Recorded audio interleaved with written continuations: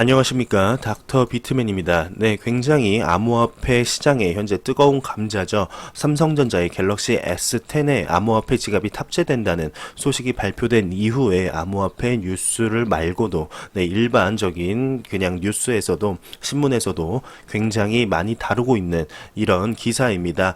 네, 이런 기사가 나왔습니다. 삼성이 암호화폐 지갑이라는 표현을 쓰지 않는 이유와 삼성의 발표가 실제로 의미하는 것이라는 이런 기사가 나왔는데요. 네, 지난 2월 21일이죠. 샌프란시스코에서 열린 삼성의 프레젠테이션에서 갤럭시 S10과 폴드를 이제 설명하는 동안 암호화폐 지갑이라는 표현은 사용하지 않았다고 합니다.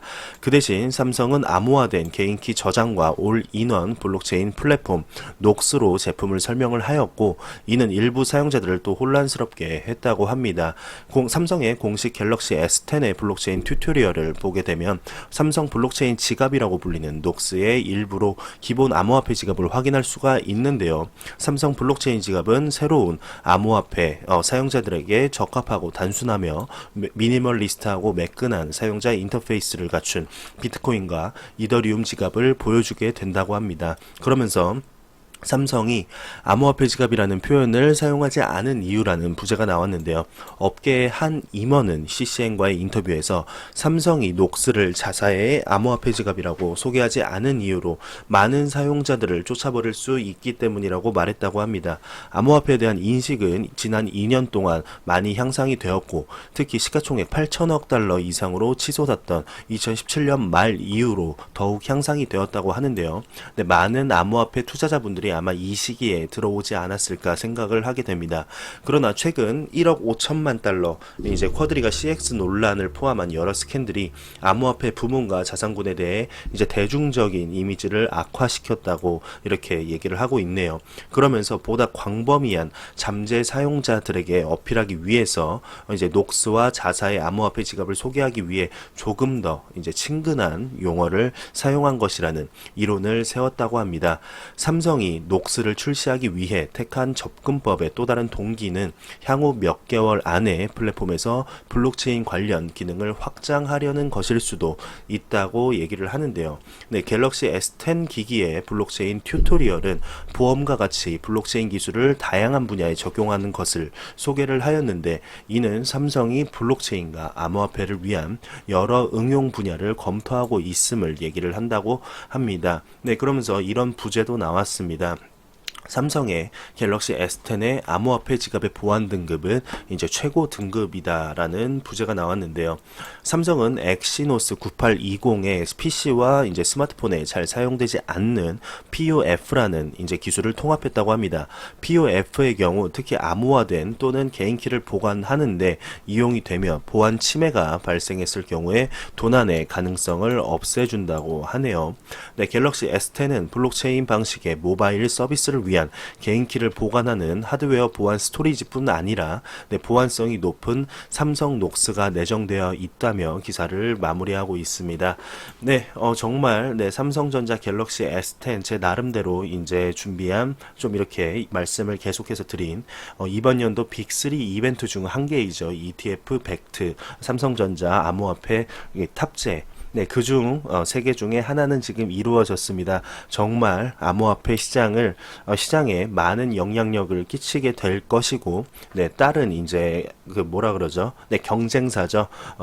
갤럭시의 경쟁사인 애플사에서도 이 암호화폐 지갑 탑재 소식을 듣고 아마 미리 알았을 수도 있죠. 아마 지금 많은 생각을 하고 있을 것입니다. 이 암호화폐 지갑이 잘 될 경우에 애플뿐만 아니라 그 밑에 있는 조금 이제 중소기업이라고 볼 수 있는 스마트폰 이제 기업들에도 많은 영향을 끼칠 것 같은데요. 굉장히 암호화폐 시장에 좋은 이런 기사인 것은 확실한 것 같습니다. 이 기사가 얼마나 암호화폐 시장을 커지게 만들게 될지 한번 같이 지켜보도록 하겠습니다. 다음 소식입니다. 이제 머큐리 FX가 영국을 연다 필리핀 엑스래피드 회랑 2019년 중반까지 이제 더 많은 계획을 열 계획이라고 이렇게 얘기를 하고 있는데요. 한번 바로 들어가 보도록 하겠습니다. 네, 리플의 유럽 지역 행사가 2월 5일 런던에서 열렸다고 합니다. 참가자 중 일부는 알레스테어 컨스텐스, 그리고 그레햄, 브라이트, 에바 카일리였다고 하는데요. 알레스테어 컨스텐스는 이제 머큐리 FX의 디렉터라고 보시면 될 것 같습니다. 이 알레스테어가 이제 마커스 트레처가 매우 흥미로운 대화를 했다고 하는데, 엑스레피드와 가장 흥미로운 관련된 흥미로운 소식은 이제 머큐리 FX에서 사용되는 것이라고 합니다. 우리는 현재 이제 멕시코 음식을 수입하기 위해 영국 회사에서 멕시코로 지불을 하고 있으며, 그들은 훨씬 더 낮은 비용으로 스위프트를 통해 지불되는 것보다 훨씬 더 빠르게 움직이고 있다고 합니다. 그래서 우리는 이미 멕시코에 채널을 열어 놓았으며 그것은 라이브라고 하는데요. 그리고 그것은 사용이 되고 있다고 합니다. 그리고 이제 오늘 혹은 이제 내일, 우리는 다음 주쯤에 살 것을 목표로 필리핀을 이제 시험을 하고 있다고 생각을 한다고 하는데요. 이미 2주 전에 이제 머큐리 FX가 엑소래피드를 통해 송금을 하고 있다, 이런 뉴스들이 계속 나왔었죠. 그러면서 나중에 그는 고객이 기술을 이해할 필요 없지만 지불이 100분의 1에 도달하고 훨씬 적은 금액을 지불한다고 설명했다고 합니다. 엑스래피드의 결과가 스위프트와 어떻게 비교되는지를 비교할 때 그는 이 숫자는 실제로 꽤 눈에 거슬린다고 언급을 했다고 하는데요. 그러면서 그는 이제 그들이, 여기서 말하는 그들은 이제 스위프트를 말을 하는 것 같습니다. 이제 멕시코와 필리핀을 보지 않았을 것이라고 덧붙였다고 합니다. 왜냐하면 그들은 이제 스위프트의 이제 고객이 아니었기 때문이라고 얘기를 하고 있는데요. 그러면서 리플렛의 효율성으로 인해 리플이 등장하고 머큐리 FX의 비용 효율적인 새로운 시장을 열게 되었다고 합니다. 그러면서 이제 알레스테어는 그들이 중동, 캐나다, 그리고 더 많은 나라들을 위한 계획을 가지고 있다며, 당신이 말한 것처럼 우리는 현재 생산 단계에 있다. 따라서 테스트 단계는 뒤로 미뤄져 있으며, 오늘날 이 두 나라는 한 해 중반에 이제 10개 파트너십을 맺을 수 있고 그 이상이 될 수도 있다, 라면서 이제 기사를 마무리하고 있습니다. 정말 머큐리 FX 하면은 리플, 엑스래피드의 열렬한 신봉자죠. 정말 귀여울 정도로 트위터에서 머큐리 FX가 엑스래피드가 너무 좋다라고 이렇게 계속해서 얘기하는 것을 확인할 수가 있습니다. 네, 그만큼 리플의 엑스래피드, 리플의 솔루션들이 정말 100% 확실하다라는 것을 반증하는 그런 내용이 아닐까 싶습니다. 네, 2019년 리플이 얼마나 성장하게 될지, 그리고 머큐리 FX가 말한 대로 필리핀과 이제 그쪽에서 얼마나 커지게 될지 한번 지켜보도록 하겠습니다. 네, 다음 소식입니다. 갑자기 말이 이렇게 좀 됐네요. 네, IBM의 이제 블록체인 헤드가 비트코인이 100만 달러에 이제 이렇게 갈 것이고 XRP와 비트코인을 지원할 것이다라는 이런 기사가 나왔습니다. 그럼 한번 보겠습니다. IBM의 이제 블록체인 책임자는 비트코인이 100만 달러를 달성하고 XRP 및 비트코인에 대한 지원을 강화할 것이라고 말했다고 합니다. IBM의 블록체인 솔루션 책임자는 비트코인 가격이 100만 달러에 이를 것으로 예상한다고 말했다고 하는데요. 이 제시 룬드는 파인더닷컴과의 인터뷰에서 비트코인이 올해 말까지, 죄송합니다. 지금 마이크가 갑자기 좀 꺼졌었는데, 그러면 이어서 기사를 가겠습니다. 기사 이어서 가겠습니다. 제시 룬드는 이제 파인더닷컴과의 인터뷰에서 비트코인이 올해 말까지 회복될 것으로 예상을 한다며 이렇게 5,000달러까지 갈 것이다라고 예상을 했었다고 합니다. 그리고 장기적으로 보면은 이제 룬드가 비트코인 가격이 7자리까지 이제 치솟을 것이라고 예측을 한다며 장기적인 전망을 가지고 있다. 내가 이제 블로그를 좀 했는데 그것은 더 높은 이제 가격으로 네트워크의 효용성에 대한 논의로 이렇게 블로그를 했었다. 그래서 언젠가 비트코인을 100만 달러에 볼 수 있을 것이다 라고 얘기를 했다고 합니다. 네, 언젠가. 네, 굉장히 추상적이죠. 이 정도 얘기는 저도 할 수 있을 것 같습니다. 언젠가 비트코인이 100만 달러 갈 것 같고, 언젠가 리플이 베어러블가이가 말한 것처럼 589달러가 가지 않을까. 이 얘기는 누구나 다 할 수 있을 것 같은데, 그러면서 이제 룬드가 IBM의 국경 간 결제 네트워크인 블록체인 월드와이어가 아니라 여러 개의 암호화폐를 지원할 것이라고 말했다고 합니다. 그게 이제 리플일 수도 있고 XRP일 수도 있고 비트코인일 수도 있다. 그러나 안정적인 코인 같은 다른 기구도 포함을 할 것이고 중앙은행이 조만간 발행하는 디지털 통화도 포함될 것이다 라고 얘기를 했다고 하네요. 이 룬드에 따르게 되면 많은 은행들이 이미 플랫폼 가입 의향서에 서명을 했다며 출입국 50여 개국과 이제 3, 40여 개의 통화 그리고 3, 40여 개의 은행을 끌고 다닐 수 있는 시장 메이커가 지원된다며 그래서 우리는 세계의 상당 부분을 차지하게 될 것이다 라고 얘기를 하고 있습니다. 그러면서 우리는 전 세계 여러 은행들과 디지털 통화, 안정화폐, 기타 통화를 지원하고 발행하려는 의향서를 가지고 있는데 우리의 목표는 네트워크를 계속 확장하고 3에서 5년 이내에 실제로 송금을 매우 낮은 비용으로 세계 어디서든 일관된 방식으로 보낼 수 있는 글로벌 커버리지를 제공하는 것이다 라면서 이렇게 기사를 마무리하고 있습니다. 네, 얼마 전에 제가 기사를 봤는데 IBM에서 이제 스텔라를 사용하는 은행들이 이번 연도에 50개가 나올 것이다 라고 이런 기사를 봤습니다. 이 룬두라는 분이 똑같이 이제 얘기를 했는데 이번에는 XRP일 수도 있고 되게 아리송한 얘기를 한 것 같네요. 네, 그러니까 스텔라일 수도 있고 XRP일 수도 있고 비트코인일 수도 있고 그건 아무도 모른다. 나만 알고 있다. 약간 이렇게 좀 약 올리는 듯한 이렇게 인터뷰를 했는데 네, 한번 지켜보겠습니다. 어떻게 될지 한번 지켜보도록 하죠.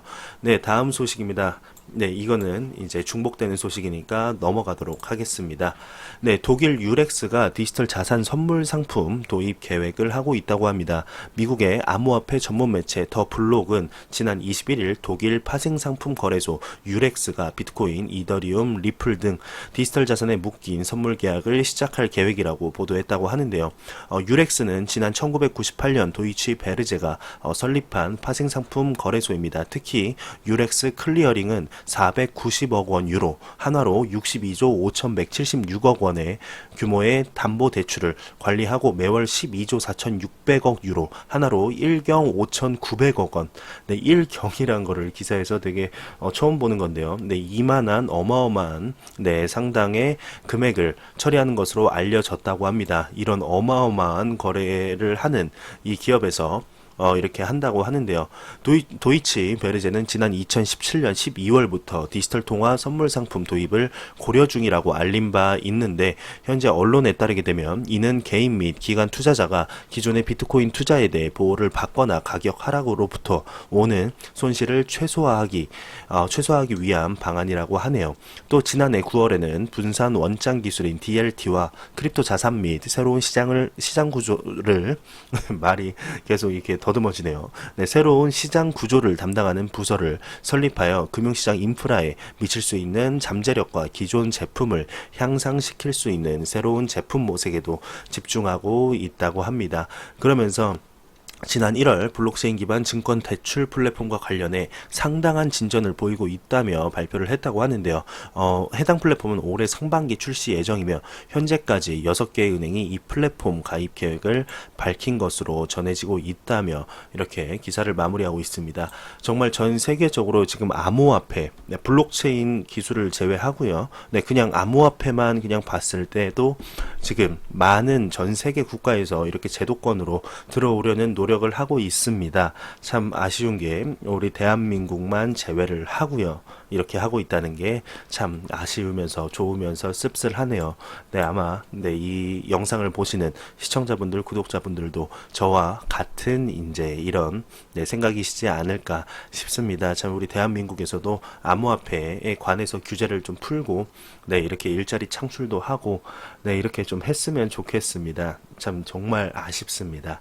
네, 마지막 소식입니다. 코인베이스의 CEO가 이제 계속 암호화폐 시장에 많은 소식을 접하고 있는 이 쿼드리가 CX에 관해서 언급을 했는데 먹튀 가능성이 작다라는 기사가 나왔습니다. 미국 암호화폐 거래소죠. 이제 코인베이스의 브라이언 암스트롱 CEO가 자신의 트위터 계정을 통해 캐나다 암호화폐 거래소 쿼드리가 CX에 대한 분석 결과를 밝혔다고 하는데요. 이와 관련해 그는 만약 오랜 기간 운영되어 온 쿼드리가 CX가 먹튀를 계획했다면 더 좋은 타이밍을 선정했을 것이라며 해당 거래소의 콜드 스토리지로 추정되는 장비의 동태를 분석한 결과 2017년 6월 발생한 이더리움 컨트랙트 에러 사건으로 수백만 달러 규모의 피해액이 발생했을 때도 거래소 사업을 유지하였고 손실 복구를 하는데 주력했다고 말하면서 그러나 그는 하지만 암호화폐 시장이 2018년 침체기를 겪으며 발목을 잡혔다며 그러던 중 예기치 않게 해당 거래소의 CEO가 사망을 했고 경영진들은 약 한 달간의 논의를 끝에 거래소 손실을 막기 위해 CEO의 갑작스러운 죽음을 근거로 투자자들의 자금이 묶여 있다고 주장한 것이라고 진단을 했다고 합니다. 마지막으로 그는 이는 우리의 추측일 뿐이며 사건에 대한 수사가 진행되면서 틀릴 가능성이 있다고 이렇게 보험을 드러났네요.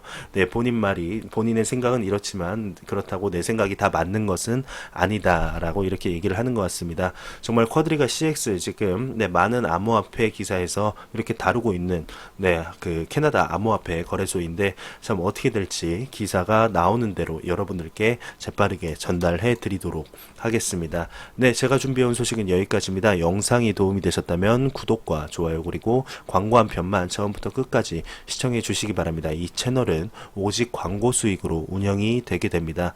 네, 항상 영상 시청해 주셔서 너무너무 감사합니다. 지금 날씨가 많이 풀렸습니다. 날씨가 풀려도 미세먼지가 좀 많기 때문에 항상 기관지 보호에 항상 유념하시길 바라면서 저는 다음 영상으로 찾아뵙도록 하겠습니다.